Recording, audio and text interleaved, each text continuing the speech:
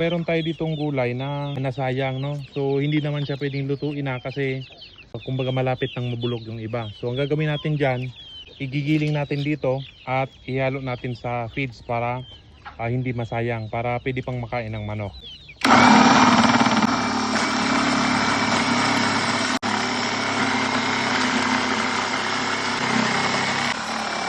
Ayan, so napino na siya.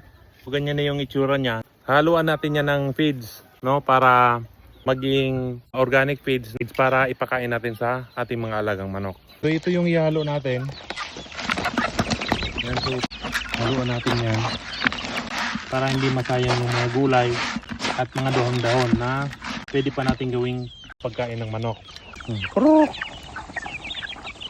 Kruk! Kruk!